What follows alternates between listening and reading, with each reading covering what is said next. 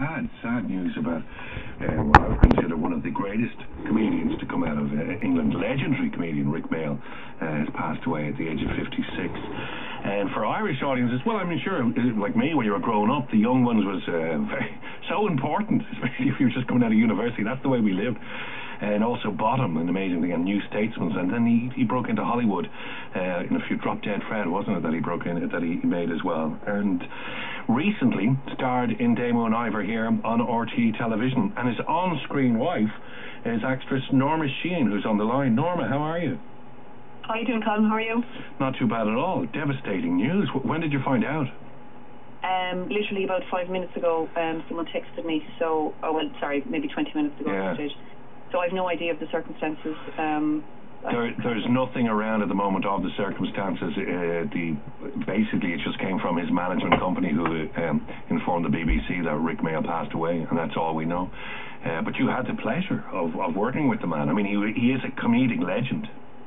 Yeah, I have to say now, I mean, he's no spring chicken, but I mean, 56 is so young, and God, it's unbelievable.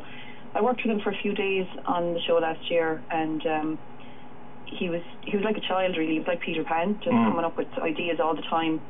And I have to say now, I came away from the job thinking he was very inspiring, like, because he'd always, between each scene or each take, he'd try and come up with some new ideas, and he was just so... Yeah. God, he was so passionate, and Andy Quirk, who's the lead and the producer, the writer of Damo Ivor, and his cousin Jules Carbonara, they were so delighted to get him on board, and when they did, he was just the easiest person to work with. Well, I was thinking that when I was, I mean, your character and his character being married, and it was just... It was a bizarre relationship on screen and very, very funny.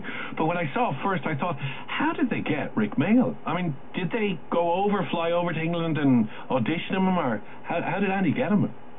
Well, Jules would have been a massive fan. She's Andy Quirk's cousin, and she'd been plaguing him to do it. And she's a wonderful girl. You don't say no to her. Right. So he agreed to do it, but I mean, obviously it was an RTE budget, so I think they squeezed all these scenes into 2 days. So we were going wham bam for 2 days.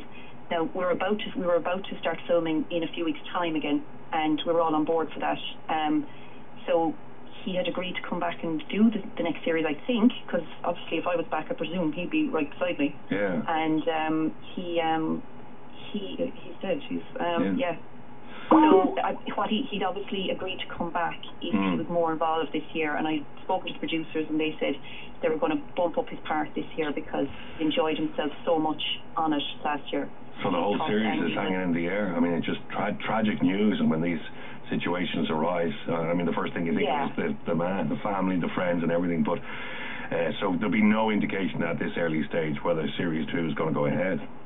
Oh yeah, but I mean, whatever. Sorry, I can't even think about that. But no, I know. Yeah, I have no idea. I haven't spoken to anyone, but he'll be sadly missed. To get an idea of how he worked, again, when I was watching television, just coming out of uni and me first flat and all that, watching the young ones, people started trying to live that lifestyle almost. It was hilarious. And then Bottom, and then the New Statesman.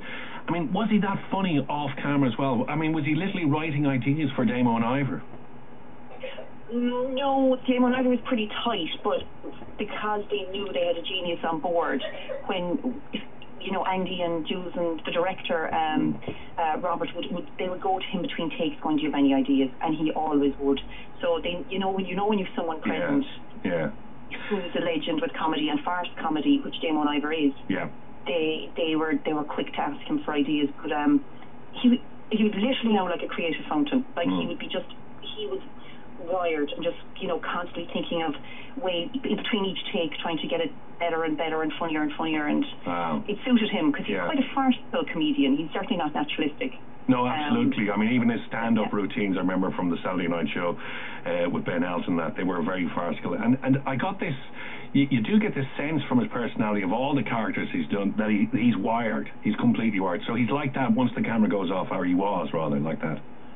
Well, the first morning I met him, we had breakfast together before we started shooting, so I never met him, and we were about to play husband and wife in a few minutes' time, and he just made me feel so relaxed. We had a fry together, and we went on set, and of course I was a little bit, oh God, a little bit in awe, but trying to act normal, but God, 20 minutes in, and you're just going, okay, he's just Joe Bloggs, and it's grand, yeah, it's fine. very, very, very relaxed and very listening. Yeah. Well, as I said, it is shocking news. He was only 56. He was involved in an accident back in 1998. He was in a coma for a number of days, but he seemed to have recovered completely from that, and he was doing quite a lot of work. I mean, I've no idea. I can't comment what. Yeah, no, I know. But I've no idea. I absolutely found him a complete pleasure, and I was so excited. I was in LA last week, and I was telling everyone I'm going home to work with Rik Mayall, and I was just buzzing about going back on the job now, to be honest. But yeah. Anyway. Okay, well listen, Norma, we just wanted to get a little insight to the man. I mean, I have to say, I'm a huge fan of his work, and devastated when I saw that today, because for the last 20, 30 years, the man has been at the forefront of some of the best comedy coming out of England, and now here in RT as well, with Damo Ivor. And actually, the Moon Boy, which I was on recently, I'm sure, like, some of the inspiration for that would have come out of Drop Dead Fred, you know, the Imagine Friends and all that kind of stuff. So people have been inspired by him, definitely. He'll be sadly missed. Norma, thanks very much for taking the time to take the call. Thank you. Take care of yourself. All right. That's Norma Sheahan, who played the part of Victoria It's Daddy, which was the on-screen wife of Rik Mayall. And as we said there, the news is out that he's passed away, 56 years of age, and that's all we know. We did absolutely nothing about the circumstances, what occurred, nothing else, I'm sure. And, you know, no matter time, it's just the way suddenly social media, the internet just went absolutely by the BBC.